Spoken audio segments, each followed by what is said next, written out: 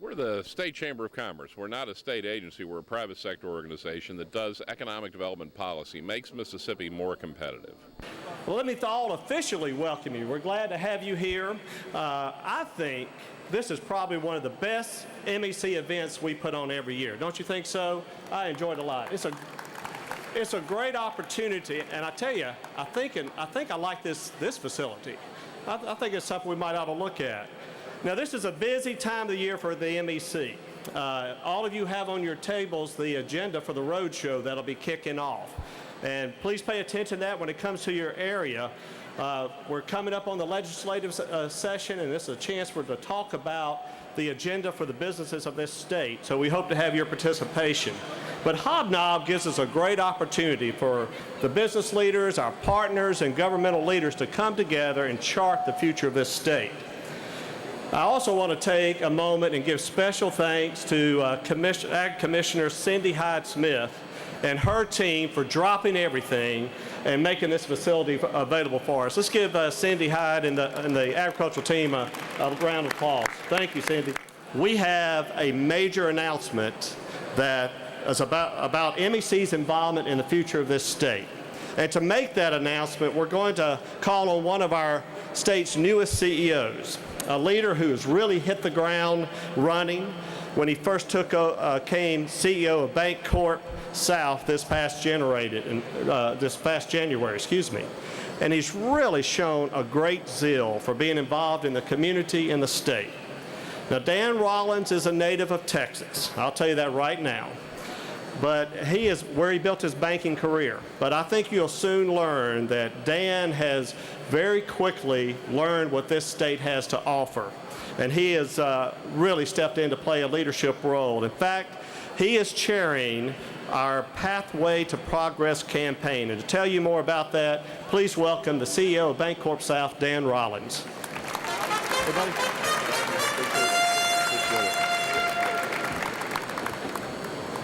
Thank you very much, Haley.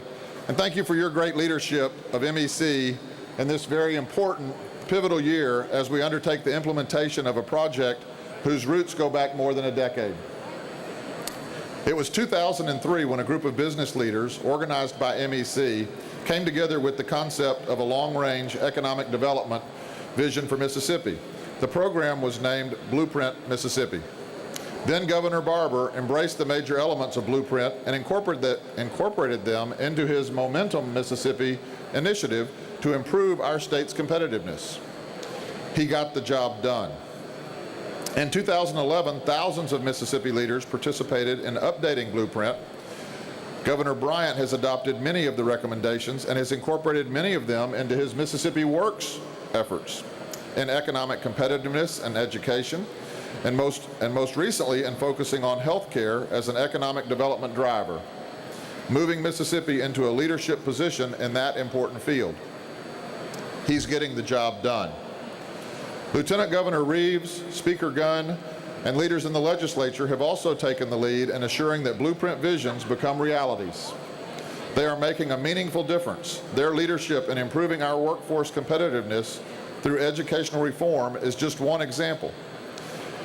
It takes a long-standing commitment. It takes focused leadership. It takes a partnership approach. It takes economic resources to turn dreams into realities. This is why I'm announcing today that the Mississippi Economic Council is undertaking a major $3.7 million campaign, Blueprint Mississippi, Pathway to Progress, to make sure the job of implementing the Blueprint recommendations gets done. Our focus is on 4 important Blueprint Mississippi pillars of progress: economic competitiveness, resource development, educational achievement and workforce development, and technology advancement. Mississippi is on the move. There are 12 Blueprint states, those that we compete with basically the southern states. According to our state economist, only 4 of those 12 states have returned to their pre-recession economic status. Mississippi, my native Texas, are 2 of those. Mississippi is ahead of Alabama, Arkansas, Georgia, North Carolina, South Carolina, Florida, Kentucky, Oklahoma, This is all something we should all be very proud of, but we cannot rest on our laurels. We have to keep the engine running. We have to be faster. We have to be smarter. We have to be better. This is why we need to remain focused on the blueprint vision. We are just beginning the campaign, but already, thanks to the support of leaders around the state, I'm pleased to announce today that we have raised nearly 1/3 of our $3.7 million goal.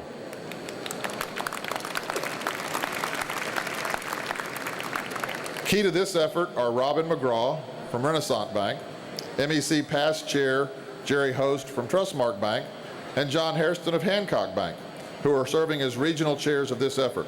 And past MEC chair Bill Yates of Yates Construction is taking on the important role of keeping the private sector leadership of the state aware of our progress. Together, we can raise the rest of the $3.7 million needed to get the job done. What's more, MEC leaders have further committed to matching this $3.7 million in investment over the next 5 years with another $5.9 million in existing resources, allocating a total of $9.6 million. This will assure that Blueprint Mississippi isn't just another study on the shelf, but an evolving and ongoing effort to achieve meaningful change and continue to put Mississippi in the place of greatest opportunity. So your investment of $3.7 million becomes nearly $10 million. Not a bad return. Real money in any state, and a huge commitment here in the Magnolia State. The fact that the private sector in Mississippi is investing nearly $10 million in assuring economic development results will get attention nationally. Corporate leaders will take notice. Site selectors will take notice. Economic development prospects will take notice, because this just doesn't happen anywhere. This happens where real public-private commitment to partnership. And I'm proud to say it's happening here in Mississippi. This is just one reason why this project is so important, which is why we need your help. Our work is just beginning. As with the original Blueprint project that involved thousands from every corner of this state, we will be counting on you to roll up your sleeves in a number of ways to help us get the job done. There will be scores of projects and plenty of ways for you all to get involved. Some of these are already starting, so we need your financial support, but we also need your involvement. Watch your emails to find out how you can get involved. Together, we can make Mississippi even better. We're on a roll. Let's keep it going. Thank you all very much.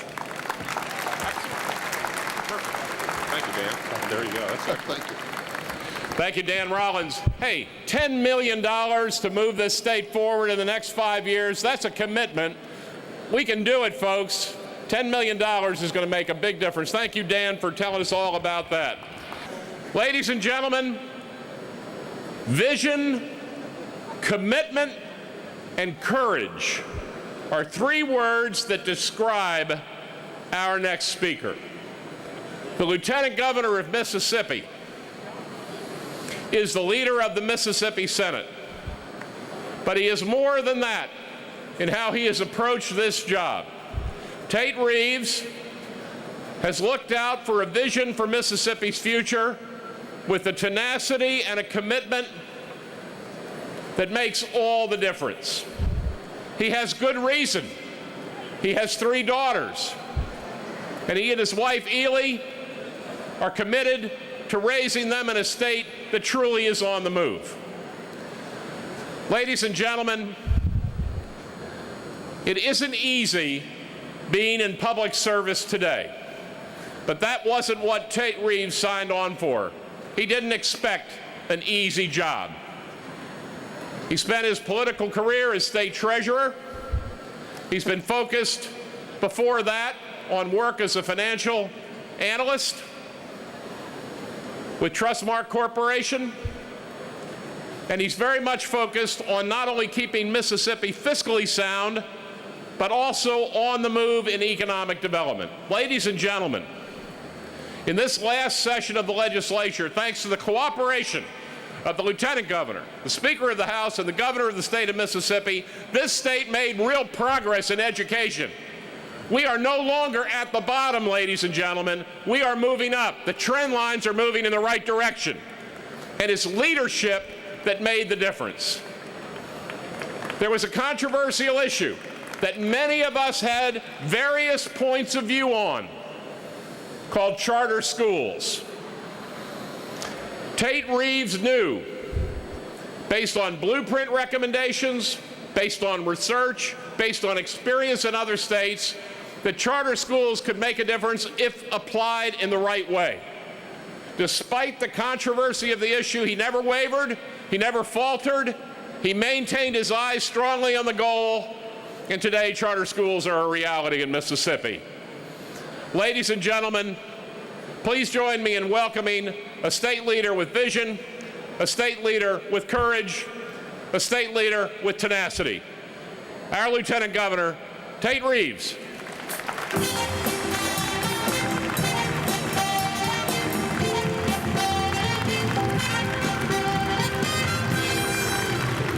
Thank y'all.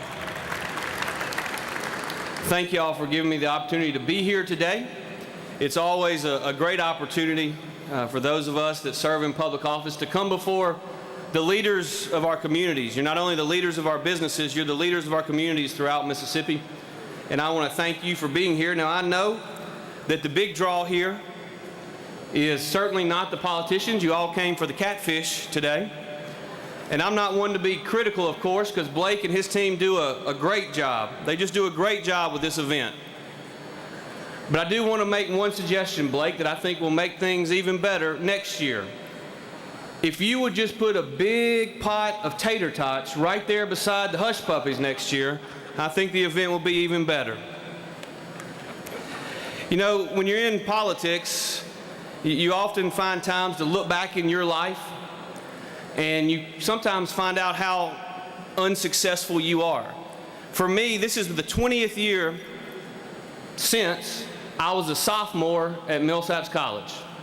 As I look back on that sophomore year, it's really important. I realize how unsuccessful I am in life. You see, I couldn't decide what to major in when I was at Millsaps, and so myself and three of my closest friends sat around a table one night, perhaps over cocktails, and we all decided that we were going to be economics majors, all four of us. I now realize how unsuccessful in life I am. You see, because of the four of us, one of us went to Ole Miss Law School and finished first in his class. One of us went to Duke Business School. One of us went to Harvard Law School and Stanford Business School. And I got a government job. But it's a government job that I love because it gives me the opportunity to work with people like Governor Bryant, Speaker Gunn, and the other leaders of this state to make Mississippi a better place. I want to publicly thank Governor Bryant today for his summit yesterday on the criminal justice system. We have an opportunity working together to make Mississippi a safer place for our families while at the same time saving taxpayers money. And I want to commend him on the summit and thank him for his leadership in that regard. You see, we're fortunate in our state now to have three conservative leaders in the Speaker and the Governor and I that are willing to work together for free market, limited government principles that we believe in. We all campaigned in 2011 and we heard the same thing. What we heard over and over and over is that our number one priority in Mississippi must be job creation, bringing better and higher paying jobs to our state. But we're fortunate in Mississippi because all three of us share a political philosophy which says government does not create jobs. Government's role is simply to create an environment which encourages the private sector to invest capital and create jobs. And over the last 2 years, there are approximately 3,000 bills a year that are filed in the Mississippi legislature. That's the question I asked every single day of my chairman and of my staff on every one of those 3,000 bills. If we pass this legislation, is it going to help us create that environment that we seek, which encourages the private sector to invest more money here? We've done things to improve that climate. We've done things like eliminate the inventory tax. It was an unfair tax on you, small businesses across Mississippi. It had been talked about for years and years in the legislature. Last year, we actually did it, a $150 million tax cut for small businesses all around Mississippi. In addition to that, we also have created incentives which would encourage you in the private sector to locate in Mississippi. One being a corporate relocation for headquarters. We think that's going to give us the opportunity to see more businesses locate here in our state. But not only have we worked to improve our tax climate, we believe very strongly that the foundation for economic development is having a fiscally sound government. And so I'm proud that working together over the last 2 years, we've been able to pass a balanced budget that only appropriates 98% of expected revenue, thereby putting 2% set aside. In addition to that, we have over $300 million, which is in excess of 5% of our budget, in one of our 2 rainy day funds. In essence, what we've done is we've invested in our priorities, increasing expenditures for K through 12, increasing expenditures for community colleges, and increasing expenditures for our institutions of higher learning, and virtually everyone else in state government has taken cuts. We're going to continue down that path in investing in our priorities because we're willing to invest in education because we must in our state. Because you see, I'm a conservative Republican that believes intrinsic within our job creation efforts, we must improve the educational attainment level of our citizens. And the notion that we can keep doing the same things over and over and expect different results is foolish. And that's why while we're investing in public ed, we're also working to reform public education in our state. Last year, 2 years ago, we were fortunate enough in changing the way in which we rate our school districts, something that I think is going to make a long-term difference. Because now parents and grandparents can understand what's really happening in every single school in our state. Going forward, every school will be an A, a B, a C, a D, or an F. Because every parent and every grandparent knows what to expect from an A, and they know we can do better than a C. I felt so good the other day when I was traveling around Mississippi and I rode by a public school in our state, and they had a big sign up that said, "This is an A-rated school." To me, that shows that in that community there is pride in their public school system. And we've got to continue to grow that and grow that pride, not only in those school districts that are doing well, but in every community in our state. Last year, we also, working with Governor Bryant and the Speaker, were able to pass legislation to put up a third grade gate. Because we had almost 50% of Mississippi third graders today do not read at a level that is third grade proficient or better. Almost half. It's little wonder when kids are having a hard time reading in the third grade that they then have a hard time doing their math and science homework when they're in the 4th and 5th and 6th grade. And if you can't do your math and science homework because you can't read well in the 4th and 5th grade, the likelihood that you're going to become a statistic, a dropout, when you get into the 7th and 8th and 9th grade becomes increasingly high. Yet many of these kids that couldn't read at the third grade level were getting promoted in an effort we call social promotion. We're no longer going to do that in Mississippi. It's going to make a real difference long term for the kids all across our state. But we didn't just say we're not going to pass you if you can't read in the third grade. We also were willing to invest almost $10 million with the State Department of Education in hiring additional reading coaches. Now, like is always the case, it didn't get all perfect the first year. But we're going to continue to work with the legislature, with the executive branch of government, to continue to improve the program to ensure that every kid in our state, once they leave the third grade, can read at a level that is proficient or better. Because the reality is this, kids from the 1st, 2nd, and 3rd grade are learning to read. But once they leave the 3rd grade, that's no longer true. At that point, they become reading to learn. And we've got to continue to focus on that. We were able to pass a public charter school bill in the Mississippi legislature last year. Now, it wasn't as strong as I would have liked, but it's a good start to give more kids and more parents options in their educational choices. We're going to continue to push to give those kids an opportunity for success. We've also focused on efficiencies in our school district. For years and years and years in Mississippi, people have talked about school district consolidation. The last 2 years in the Mississippi legislature, we actually did school district consolidation. We've reduced the number of districts going forward by 7. and that's not as many as I want, and we're not done. But we will have 7 less districts in a couple years. The Legislative Peer Committee said that our consolidation efforts in 2 counties, Sunflower and Bolivar alone, will create $3 million in savings. Now that's $3 million that either the locals can choose to return to the taxpayers, because that's where the money came from, or they can choose to invest it in the classroom. Because the thing we know for sure is the best way for every kid to get a quality education is for there to be a quality teacher in every classroom. We're going to continue working down that path. In addition to that, last year, with the support of many of you in this room, strong support from the business community, we made an initial step to having, for communities who want it, an option of pre-K. We're going to continue to work to see what works best to ensure that when kids get to the 1st grade, that they're ready to start learning. Our efforts are working. I come from a background of economics and finance, and so I'm a numbers guy, and I like to see results. Jeb Bush said what gets measured gets done.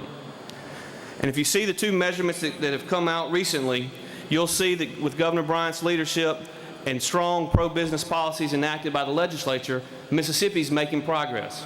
In fact, in 2012,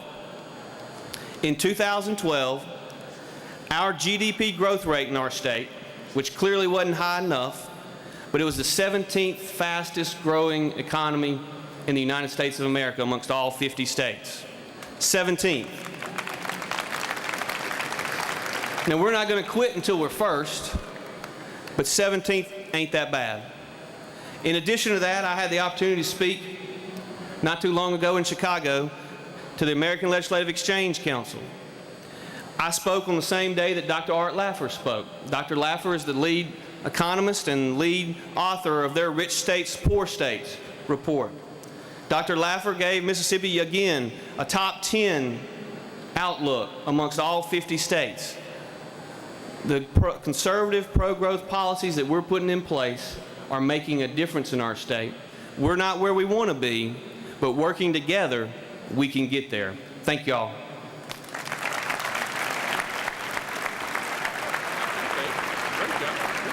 We talked a lot about the successes we've had in the Mississippi legislature over the last 2 years, working with Speaker Gunn to bring a better business climate for our state. Things like cutting taxes on small businesses with a $150 million tax cut by eliminating the inventory tax over a number of years.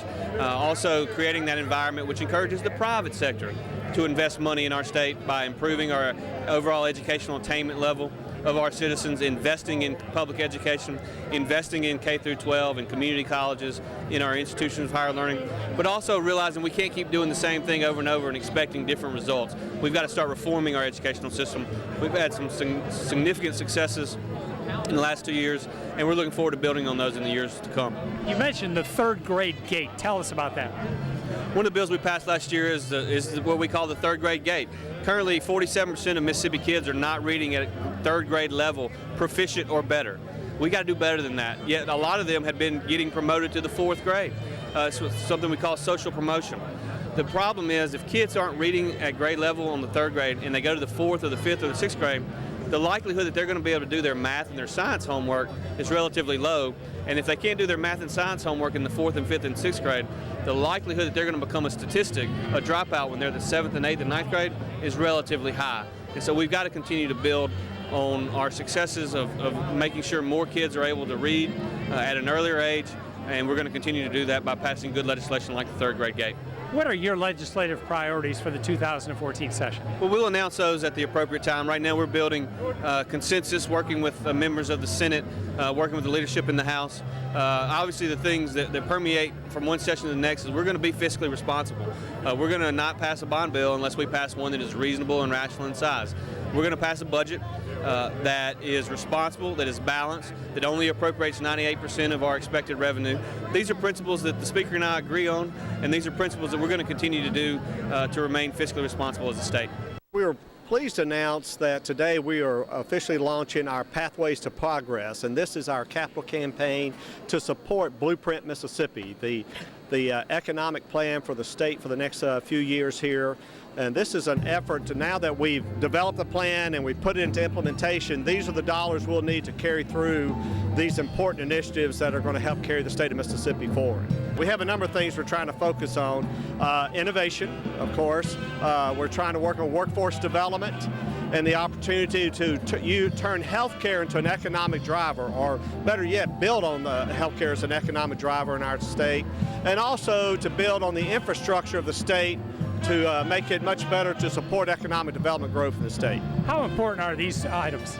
Well, they're very important. These initiatives came together from Mississippians who came together to develop them. And we identified these to be the key initiatives that are going to be important to make Mississippi competitive in our region and in the nation, to attract jobs and help, more importantly, our existing jobs to businesses to prosper. Tell us, what are some of the priorities for business in the 2014 legislative The big session? thing is to education and workforce and become more competitive. Mississippi is on a roll, but we're up against a lot of competition from other states, so we've got to do our best to be more and more competitive. What are the keys in order to be able to do that? The key is really focusing on making certain that our workforce development system works most effectively. Our community and junior college system is one of the best in the nation.